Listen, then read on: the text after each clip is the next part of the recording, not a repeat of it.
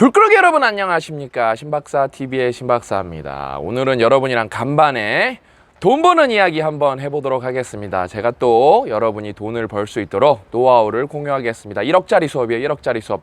웅이사의 말에 따르면 1억짜리 수업입니다. MBA에서도 절대 배울 수 없는 실전 마케팅, 실전 돈 버는 법, 누구나 할 수 있는 SNS 마케팅. 그냥 지금 인생의 마지막 순간에서가 역주행을 해서 이거 찍는 날짜 기준으로 예스에서 26위, 100위권 밖으로 나갔었어요. 예스에서 26위, 교보에서 주간 순위로 한 35위 될 거예요. 그건 엄청 높은 순위입니다, 여러분. 둘 다 100위권 밖으로 나갔었어요. 아니, 그 교보에서는 뭐 200위, 300위권 밖으로 나갔다가 뭐 30위권까지 들어왔으니까 스케일업을 한 거죠. 이거는 뭐 출판 업계에 있으신 분들이 이렇게 보시면은 뭐 까무라칠 일입니다. 아주 놀랄 일입니다, 놀랄 일. 그럼 이거에 대해서 제가 정확하게 이게 왜 역주행을 했나? 이거는 복잡계가 아닙니다. 이거는 제가 정확하게 이유를 밝히도록 하겠습니다. 이거는 왜 역주행을 하냐? 제가 현재 유튜브 광고 하나, 페이스북 광고 2개를 집행하고 있기 때문입니다. 그래서 역주행에 성공한 거예요. 그것도 어떤 광고냐? 예전에 찍었던 영상이랑 예전에 만들었던 게시물을 제가 다시 광고를 집행하는 거예요. 그래서 다시 순위가 올라간 겁니다. 그래서 이제 그러면은 마진이 남을 때까지는 계속 광고를 돌리는 겁니다. 그 다음에 인생의 마지막 순간에서는 제가 꼽는 최고의 명저 중에 하나이기 때문에 여러분들이 진심으로 많이 읽었으면 좋겠어요. 그래서 아주 자신 있게 광고를 할 수가 있죠. 그러면 여러분 이제 구체적으로 이제 돈 버는 방법에 대해서 말씀드릴게요. 돈 버는 거는 여러분 이제는 SNS 마케팅을 다 알아야 됩니다. 비행기 날아가나? 우리 대한민국 공군 화이팅! 대한민국 공군 화이팅 한번 해주고.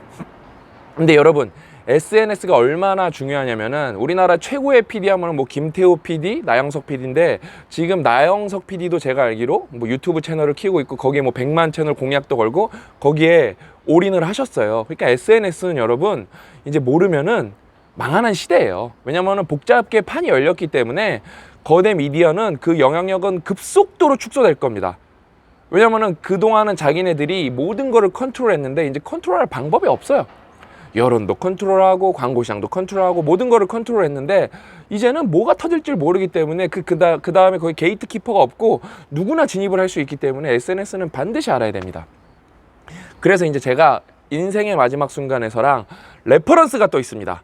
그러면 제가 기술이 있으면은 다 역주행 시킬 수 있어야 될 거야 되잖아요. 근데 제가 또 망한 케이스도 오늘 말씀드리면서 여러분들한테 어떻게 하면 돈을 벌 수 있는지 정확하게 설명드릴게요. 첫 번째는 바이럴이에요. 인생의 마지막 순간에서 게시물을 유튜브를 제가 스폰서드 광고로 태웁니다.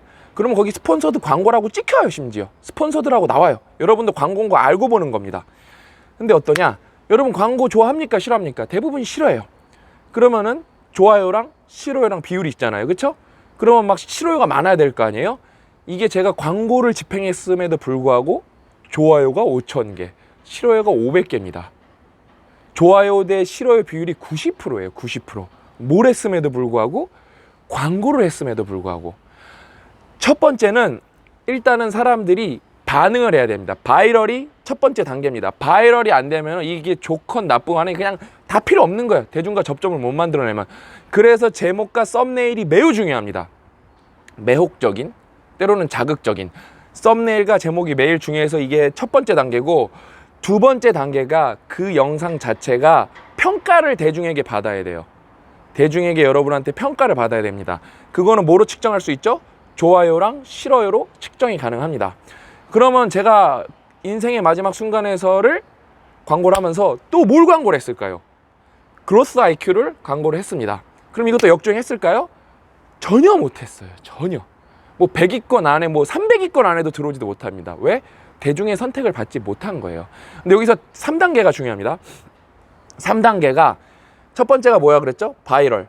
두 번째가 뭐죠? 이제 대중의 컨텐츠에 대한 판단. 세 번째가 구매 전환이에요. 이게 제일 어렵어. 이게 손가락 세 번째 조심해야겠다. 이게 제일 어렵습니다. 세 번째가 제일 어렵습니다. 예? 세 번째가 제일 어려운데 그로스 IQ로 제가 설명드릴게요. 그로스 IQ랑 인생의 마지막 순간에서랑 광고는 똑같아요. 그 바이럴의 그 정도는 거의 비슷합니다. 뷰수는 똑같이 성공을 했어요. 근데 어디서부터 이제 갈리냐? 판단에서부터, 이 정보에 대한 가치 판단에서부터 대중의 판단이 갈리기 시작합니다. 2단계에서 그 인생의 마지막 순간에서는 좋아요 대 싫어요 비율이 90% 정도가 유지가 되는데 그로스 IQ는 75%에서 80%밖에 안 나옵니다. 일단은 벌써 그 광고 컨텐츠 자체가 인생의 마지막 순간에서보다 매력적이지 않다는 거예요. 근데도 80%면 여전히 성공한 거예요. 여전히 성공한 겁니다. 근데 뭐예요? 세 번째, 구매 전환율이 인생의 마지막 순간에서의 50분의 1도 안 돼요. 그러니까 경영 경제에서는 이게 생각보다 인기가 없어요. 사실 제일 중요한 건데 안타깝지만 생각보다 대중한테 인기가 없습니다. 그래서 여러분 페이스북도 있고 인스타그램도 있고 그다음에 또 뭐 있죠? 유튜브도 있고 뭐 많습니다. 여러분이 광고할 수 있는 수단이 너무 많아요. 그다음에 구글 애드센스도 있고 너무 많아요. 그냥 그거를 공부를 하고 근데 여러분 제가 그러면은 사람들이 우리 이사님이 맨날 걱정한 게 있어요. 그런 거 자꾸 사람들한테 왜 가르쳐 주냐. 3단계 때문에 그래요. 3단계 다음에 이제 4단계가 있어요. 이제 플러스 알파. 그러면 이제 광고를 했으니까 광고가 끝나도 팔려야 되거든요. 그 다음부터는 입소문입니다. 이 책 좋다. 입소문이 나야 되는데 제품이 좋지 않으면은 그게 광고를 집행할 때만 살았다가 이 꺼지는 속도가 완전 절벽에서 떨어지듯이 꺼집니다. 그래서 이거를 알려줘봤자 제품이 좋지 않으면은 이 방법을 써먹을 수가 없어요. 그 다음에 그 전에 대중의 선택을 뚫어야 되는데 웬만해서는 비즈니스 모델이나 그러니까 최근 이제 큐레이션이 비즈니스 모델이죠. 비즈니스 모델을 실패하면은 웬만해서 대중의 선택을 받기가 쉽지가 않습니다. 그러니까 웃긴 게 뭐냐면은 저의 입장에서 저 책은 분명히 좋은 책이 아닌데 대중의 선택을 받는 경우가 있어요. 그건 대중이 선택했다는 거예요. 그건 인정을 해줘야 되는 거예요. 근데 이제 저희가 이제 이렇게 잘 하니까 별의별 얘기가 다 나와요. 이 새끼네 사재기 한다. 이 새끼네 무슨 독서 조직을 만들어서 어뷰징을 한다. 별의별 개소리가 다 나옵니다. 예?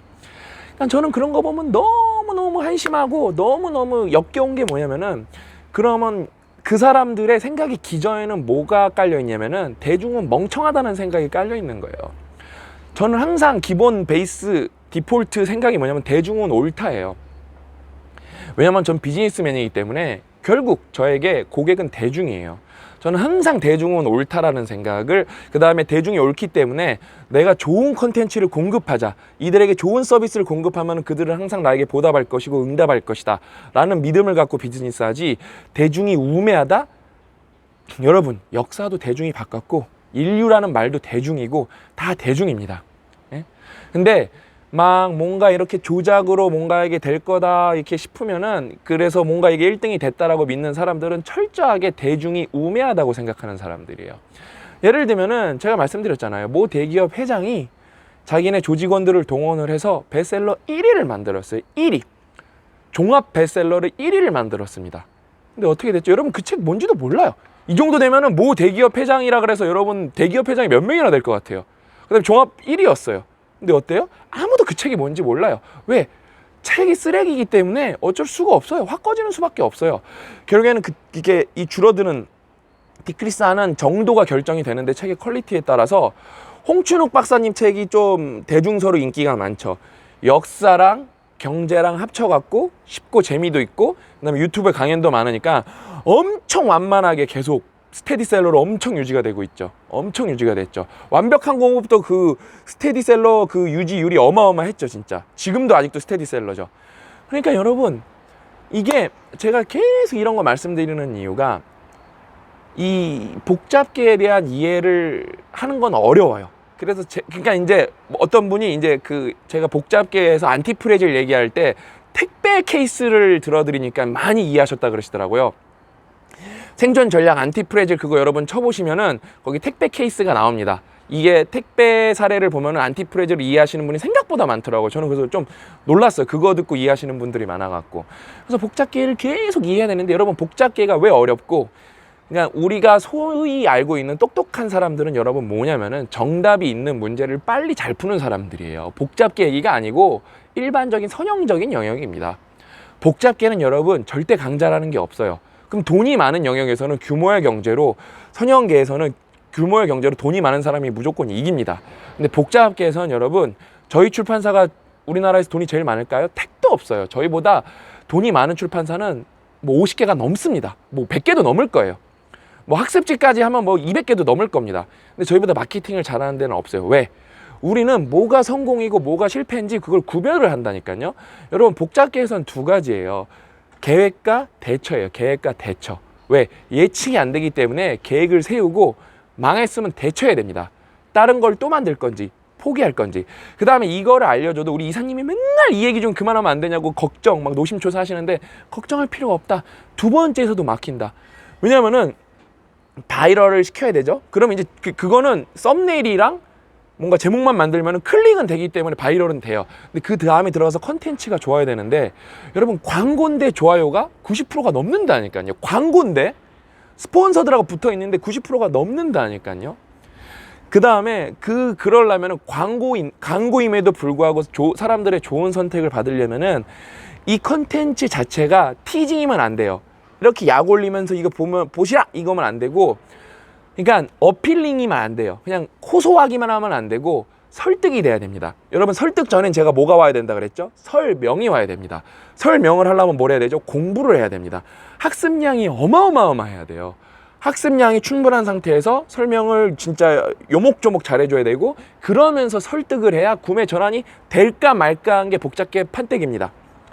그냥 학습량이 학습이 뭐 정답이에요, 정답. 그러면서 트라이를 많이 하는 거. 그 다음에 예측은 불가능하다. 나는 이거에 혼신의 힘을 쏟아 부었지만 대중은 선택을 안 했으면은 대중이 나를 선택해주지 않다. 내가 틀렸다고 생각해야 됩니다. 그거를 마치 대중이 뭔가 무지한 마냥 그렇게 생각하는 사람들이 너무 많아요. 그런 걸 이제 선민의식이라 그러거든요. 자기만 뭐 귀족이고 자기만 옳은 거예요. 니네는 뭣도 모르는 새끼들이 막 속은 거다. 여러분, 요즘 대중은 얼마나 똑똑한데요. 적극적으로 엄청나게 자기의 의견을 어필하는 게 요즘의 대중입니다. 근데 그걸 마냥 뭐 저희는 뭐 진흥원 이런 거 조사를 다 받았고, 일단 데이터 깐 거로는 뭐 깨끗하죠. 사재기 이런 거 1도 없죠. 예? 저는 그거를 이제 오피셜하게 거기서 그게 나오면은 진짜 다 말할 거고, 그 다음에 몇몇 분들은 이건 어떻게 보면 법적 조치를 취할 겁니다. 저희에 대해서 허위사실을 유포하신 분들에 대해서는. 예? 그러니까 계속 소설 쓰는데 저는 그 소설 쓸 시간에 광고 컨텐츠 하나 더 만들겠어요. 근데 이게 책에서만 통하는 게 아니다. 음식도 똑같고 뭐 화장품도 똑같고 다 똑같습니다. 그러려면 여러분 뭐에 자신 있어야 된다? 여러분 제품에 자신이 있어야 돼요. 제품이 나쁘면 어떻게 되죠? 그 예를 들면은 무슨 뭐 마약 붙어갖고 무슨 침대 뭐 베개 뭐 이런 거 유행했다가 어떻게 됐죠? 리뷰 당한 다음에 개작살 나잖아요, 진짜. 예? 그냥 막 완전 초토화 되잖아요, 그냥요. 그래서 그 다음에 안 팔리잖아요. 그 다음에 페이스북 광고 들어가면 어때요? 이거 사기라. 다 바로 붙어요. 요즘 대중들은 엄청 적극적이에요. 예? 그러니까 이 복잡계에서는 여러분, 이제 마지막으로 정리하면 첫 번째 바이럴이 먼저 돼야 된다. 매력적인 문구로 사람들을 이렇게 이끌어 당긴 다음에, 그 다음에 광고 컨텐츠 그 자체가 스토리텔링이 기승전결이 좋고, 그거가 하나의 컨텐츠로서 어떤 가치가 있어야 된다. 세 번째, 구매 전환이 일어나야 된다. 그 다음에 이거는 페이스북, 그 다음에 유튜브, 인스타 다 통하고, 그 다음에 마지막으로 뭐죠? 여러분이 제품이 좋아야 입소문이 난다. 그래야 그 광고가 끊어져도 오래 간다. 그러면서 거기서부터 영업이익이 나는 거고, 마지막 플러스 알파 1억짜리 수업이니까 이게 광고는 시간이 지나면은 클릭 효율이 떨어집니다. 맨 처음에 뭐 100원으로 시작했다 110원, 120원, 300원 이렇게 올라갑니다. 그럼 어떻게 되죠? 그럼 우리가 광고 예산의 한계에 다다를 때가 있어요. 그때 멈추는 겁니다. 그러니까 광고를 오래 하고 싶어도 계속 팔리면 끝까지 와요. 그래서 실제로 어떤 업체가 이커머스 업체가 모 제품들을 몇 년 동안 광고를 했어요. 몇 년 동안. 그래서 그 댓글을 보면 1년 전 댓글이란 말이 나와요. 왜? 그래도 영업이익이 났다는 거예요. 영업이익이 났다는 거예요. 그만큼 여러분 SNS 시장은 무서운 시장이고, 지금 이제 대기업들이 다 들어오기 시작했어요. 근데 재밌는 건 뭐다? 대기업이 들어온다고 SNS에서는 여러분이 지질 않습니다. 한번 붙어볼만 합니다. 그쪽이 유리한 면은 확실히 많아요. 자금이 많으니까. 자금이 많은 것 자체가 안티프레즈를 한 거지만, 그래도 여러분이 좋은 아이디어와 진짜 그 효율적 시도를 꾸준히 한다면, 결국엔 뭐죠? 졸구할 수 있다면 여러분도 다윗이 돼서 골리앗을 개작살 낼 수 있습니다. 아셨죠? 오늘 간만에 1억짜리 강연 들어갔고, 다음 시간에 더 알찬 내용으로 찾아뵙도록 하겠습니다. 또 만나요.